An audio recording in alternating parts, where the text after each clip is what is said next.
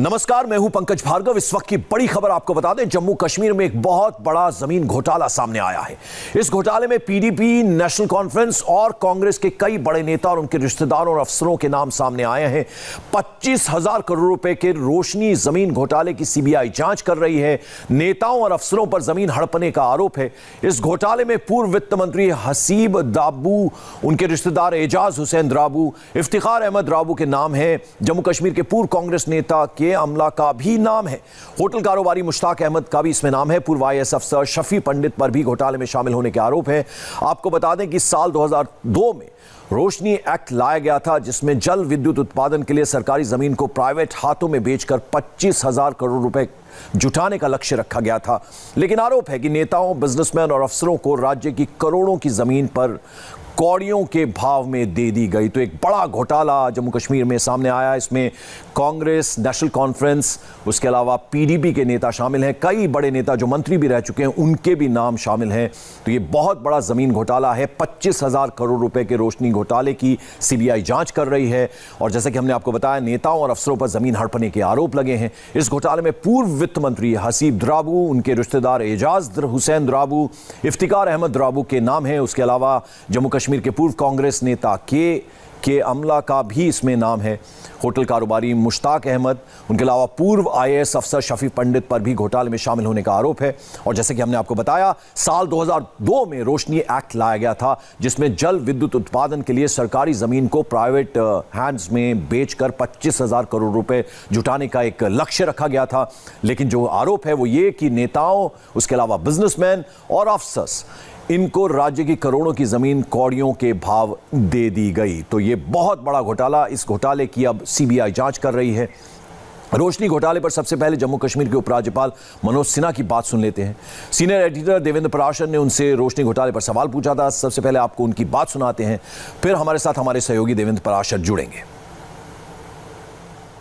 वहाँ पिछले दिनों माननीय उच्च न्यायालय ने दो आदेश किए। एक तो रोशनी एक्ट को पूरी तरह से खारिज किया और दूसरा पहलगाम और गुलमर्ग में कुछ लोगों ने फॉरेस्ट लैंड पर कब्जा किया हुआ था, जिसको लेकर के माननीय उच्च न्यायालय ने निर्देश दिया कि ये जो इंक्रोचमेंट है, अनधिकृत कब्जा है, इसे खाली कराया जाए। तंत्र में कुछ लोग हैं जो जानबूझ करके इस तरह का काम करते हैं। मैं पूरी जिम्मेदारी से बात कहना चाहता हूं कि जिन लोगों ने भी ये काम किया है, हम देख रहे हैं कि क्यों इसमें इतनी त्वरित गति दिखाई गई है। दूसरी बात मैं और भी कहना चाहता हूं कि गुज्जर बकरवालों के साथ लंबे समय से अन्याय हुआ है। हम उनको आरक्षण भी दे रहे हैं। आने वाले दिनों में उनकी जो प्रमुख मांग रही है, उस मांग को भी मैं समझता हूं कि सरकार जल्दी मान्यता देगी। और फॉरेस्ट एक्ट में जो प्राविधान है, खासतौर से अनुसूचित जनजाति के लोगों के लिए, जो लोग पहाड़ों पर रहते हैं और अपना जीवन यापन इनके सहारे करते हैं, तो हमने प्रोग्राम जारी कर दिया है। मार्च तक गुजर, बकरवाल और इस तरह की जितनी जातियां हैं जो जंगल के आधार पर अपना जीवन यापन करती हैं, उनको जंगल की जमीन हम देने जा रहे हैं। और हमारे सीनियर एडिटर देवेंद्र पराशर हमारे साथ जुड़ रहे। देवेंद्र, कल आपने एलजी से भी बात किया था। 25,000 करोड़ का ये रोशनी घोटाला है। इसमें कांग्रेस, पीडीपी, नेशनल कॉन्फ्रेंस के नेता शामिल हैं। और न सिर्फ वो, बल्कि बिजनेसमैन, नेता और तमाम ऑफिसर्स, कौड़ियों के भाव इनको जमीन दी गई। क्या था ये पूरा का पूरा घोटाला, जरा इसमें तफसील से समझाइए। अगर इस पूरे मामले को समझे तो 2002 में जम्मू कश्मीर की सरकार ने यह तय किया कि जो सरकारी जमीन है और जिसपे कब्जा किया हुआ है, उस कब्जे की जमीन को खाली कराना अगर असंभव नहीं है तो बहुत मुश्किल है, ऐसा सरकार ने माना था।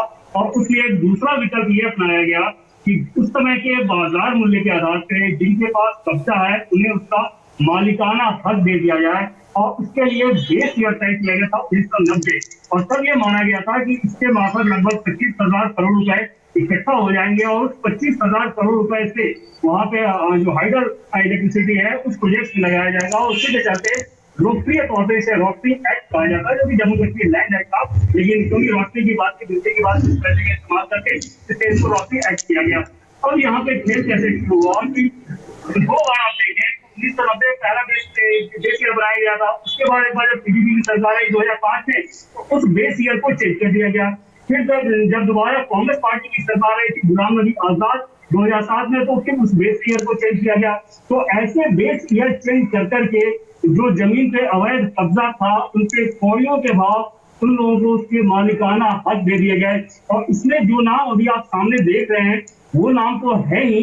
इसके अलावा जम्मू कश्मीर का सोशल काम वाला ये कहना है कि बहुत सारी प्रॉपर्टी जो कि जम्मू कश्मीर के बड़े चेहरे हैं उन्होंने दूसरों के नाम पे कर रखा है और उसकी भी जांच चल रही है कि वो प्रॉपर्टी असल में तो उसके बिहार में उस पर्दे के पीछे कौन था। तो उसमें और भी आगे आने वाले दिनों में चौंकाने वाले नाम सामने आएंगे। 2018 में जम्मू कश्मीर की सरकार ने ये तय किया कि इस रोशनी एक्ट को इसके तहत जो भी जमीन दी जा रही है ये ठीक नहीं है। उसके बाद इस साल 1 नवंबर के आसपास जम्मू कश्मीर हाईकोर्ट ने न सिर्फ एक्ट को बल्कि जो रूल बनाए गए थे उस रूल को भी पूरे तरीके से खारिज किया गया। देवेंद्र, अभी आपने जिक्र किया बड़े नाम, कई और चौंकाने वाले नाम भी सामने आ सकते, तो क्या समझा जाए? चूंकि अगर हम एनसी की बात करें तो उस वक्त उमर अब्दुल्ला मुख्यमंत्री थे और अगर पीडीपी की बात की जाए तो उस वक्त महबूबा मुफ्ती सीएम थी, तो क्या तार वहां तक भी जुड़ सकते हैं?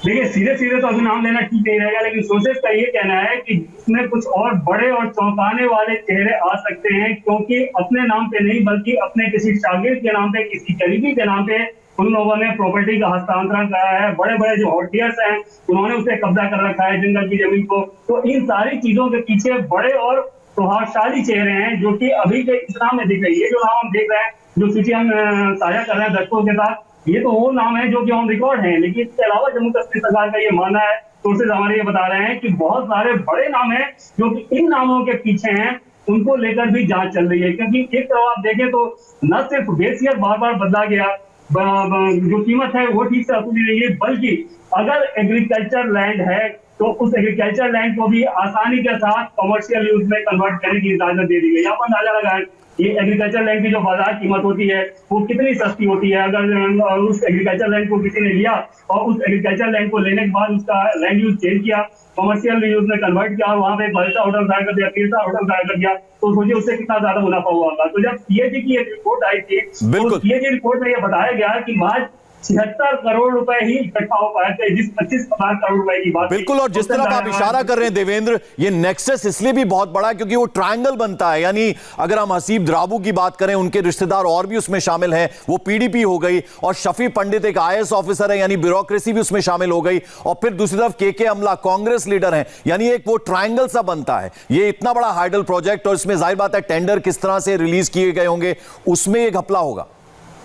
और जैसे हसीब दाऊ की बात करें तो महबूबा सरकार में उस समय वो फाइनेंस मिनिस्टर हुआ करते थे, और ऐसा कहा जाता है कि इस सरकार में सबसे पावरफुल व्यक्ति थे। और हम लोग बार बार इस बात को साझा कर रहे हैं दर्शकों के साथ कि ये वो नाम है जो कि सामने आए हैं। इसके अलावा पर्दे के पीछे नाम था वो सब में हुआ, पीडीपी की सरकार जब कब हुआ, जब गुलाम नबी आजाद वहाँ पे कांग्रेस की सरकार वहाँ पे चल रही थी तब ये काम हुआ है। उसमें ब्यूरोक्रेट थे, जुडिशरी से रिलेटेड लोग हैं, नेता थे, इसमें विधायक हैं, पूर्व कैबिनेट मंत्री है, ऐसे सारे लोगों के नाम हैं जो कि आगे आने वाले दिनों में और ज्यादा सामने आएंगे। तो कुल मिलाकर एक बड़ा खेल चल रहा था जम्मू कश्मीर में। जैसे आपको बताया कि सीएजी कोर्ट में महज 76 करोड़ रुपए की उगाही हो पाई थी। उस तथाकथित बहुत बेहतर तरीके से ये कहा गया था कि लगभग 25,000 करोड़ रुपए आएंगे और उन 25,000 करोड़ रुपए को हाइडल प्रोजेक्ट में लगाया जाएगा। देवेंद्र, आपने एलजी से बात की थी, मनोज सिन्हा साहब से, तो उनकी तरफ से आपको क्या जवाब मिला? इसमें जैसे हाईकोर्ट के आदेश के बाद एक और दिलचस्प इसमें शुरू हुआ है कि जैसे ही हाईकोर्ट का आदेश आया उसके बाद राजस्व विभाग को ये कहा गया कि जो जो अवैध कब्जे हैं उन जमीनों को खाली कराया जाए। पहली बात उसमें ये बताई गई थी कि जितने नाम हैं उन्हें सार्वजनिक किया जाए, जो कि सार्वजनिक हो रहे हैं। दूसरी चीज कि प्रत्येक सप्ताह में आपको रिपोर्ट देना है राजस्व विभाग को कि इस सप्ताह में आपने कितने लोगों का जो अवैध कब्जा था, अवैध अतिक्रमण था, उसे खाली कराया गया है। अब इस आदेश के बाद इसकी लीपापोती करने के लिए जो गुजर बकरवाल लोग हैं जो कि पहाड़ों पे रहते हैं उनकी जमीन खाली कराई गई थी। और अगर आपको याद हो तो उसके बाद उस बात को लेके महबूबा मुफ्ती ने ट्वीट करके निशाना भी साधा था कि इनसे क्यों निशाना साधा जा रहा है। असल में जम्मू कश्मीर सरकार का ये मानना है, जो हम ये बता रहे हैं कि बेसिकली जो बड़े लोग हैं जिनका अवैध कब्जा है उससे ध्यान हटाने के लिए छोटे लोगों पे कार्रवाई की जा रही थी ताकि कोर्ट और सरकार के हाथ में दूर कर सके। चलिए देवेंद्र पराशर, बहुत बहुत शुक्रिया इस तमाम अपडेट, इस तमाम जानकारी के लिए। तो 25,000 करोड़ रुपए रुपए का ये रोशनी घोटाला है और अब आपको बता दें सीबीआई जांच चल रही है। कई बड़े लोगों के नाम इसमें शामिल हैं, जिसमें एनसी के लीडर्स, उसके अलावा पीडीपी के लीडर्स और कांग्रेस के लीडर्स भी शामिल हैं। कुछ ब्यूरोक्रेट्स के भी इसमें नाम है। यहां रुक रहे एक छोटे से ब्रेक के लिए। ब्रेक के बाद 8 राज्यों में कोरोना की डेंजरस तस्वीर आपको दिखाएंगे। साथ ही कोरोना वैक्सीन को लेकर एक बड़ी खबर है, वो भी आपको बताएंगे।